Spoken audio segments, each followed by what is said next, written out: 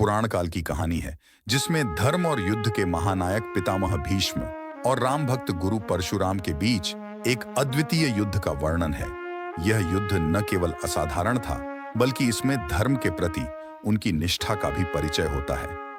भीष्म राजा शांतनु तथा मां गंगा के पुत्र थे जिन्होंने आजीवन विवाह न करने की प्रतिज्ञा ली थी। इसलिए उनके पिता की मृत्यु के पश्चात उनकी सौतेली मां सत्यवती के पुत्र विचित्रवीर्य राजा बने। उनकी मां सत्यवती ने विचित्रवीर्य के लिए योग्य कन्या को लाने को कहा। यह आदेश पाकर भीष्म काशी नगरी पहुंचे जहां अंबा, अंबिका और अंबालिका के स्वयंवर की तैयारी चल रही थी। वे तीनों ही काशी की राजकुमारी तथा बहनें थीं। भीष्म ने वहां आए सभी राजाओं को परास्त कर दिया तथा तीनों राजकुमारियों का अपहरण करके हस्तिनापुर ले आए। वहां लाकर उन्होंने तीनों राजकुमारियों को मां सत्यवती के सामने प्रस्तुत कर दिया। तब राजकुमारी अंबा ने भीष्म के सामने याचना की कि वह सौभल देश के राजा शाल्व से प्रेम करती है तथा वे भी उससे प्रेम करते हैं। वे उस स्वयंवर में भी आए थे किंतु भीष्म ने सभी राजाओं समेत शाल्व को भी पराजित कर दिया था। यह सुनकर भीष्म ने अंबा को राजा शाल्व के पास भेज दिया। अंबा राजा शाल्व के पास गई तथा स्वयं को पत्नी रूप में स्वीकार करने को कहा।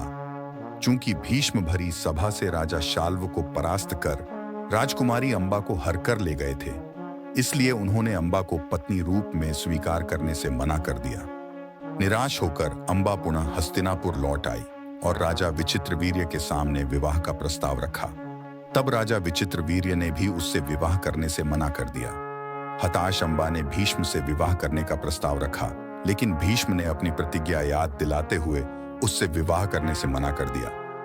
यह सुनकर अंबा को अत्यधिक क्रोध आ गया तथा भीष्म से बदला लेने के लिए वह वहां से चली गई। पर क्रोधित अंबा भगवान परशुराम के पास गई तथा उन्हें सारी घटना बताई। भगवान परशुराम अंबा की यह व्यथा सुनकर अत्यधिक क्रोधित हो गए और उन्होंने भीष्म को अंबा से विवाह करने के लिए कहा। भीष्म ने अपनी प्रतिज्ञा के कारण अंबा से विवाह करने को मना कर दिया। इस पर परशुराम ने भीष्म को स्वयं से युद्ध करने को कहा। दोनों के बीच भयंकर युद्ध हुआ जो कई दिनों तक चला। चूंकि परशुराम भगवान विष्णु का रूप थे तथा भीष्म को इच्छा मृत्यु का वरदान प्राप्त था, इसलिए इस युद्ध में कोई भी पराजित नहीं हो सका। अंत में देवताओं के द्वारा दोनों के बीच युद्ध को शांत करवाया गया। तब परशुराम ने अंबा से कहा कि वे अपनी संपूर्ण शक्ति लगा चुके हैं, लेकिन भीष्म को पराजित करने में वे असमर्थ हैं, इसलिए अब वे उसकी सहायता नहीं कर सकते। निराश अंबा ने भगवान शिव की कठोर तपस्या की तथा उनसे वरदान मांगा कि भविष्य में वह भीष्म की मृत्यु का कारण बने। भगवान शिव के वरदान से अंबा अगले जन्म में शिखंडी के रूप में जन्मी तथा महाभारत के युद्ध में भीष्म की मृत्यु का कारण बनी।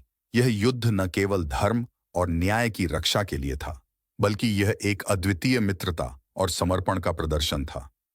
गुरु परशुराम और पितामह भीष्म की यह अद्वितीय युद्ध की कहानी आज भी लोगों के दिलों में उत्कृष्टता और मान की भावना को स्पर्शित करती है।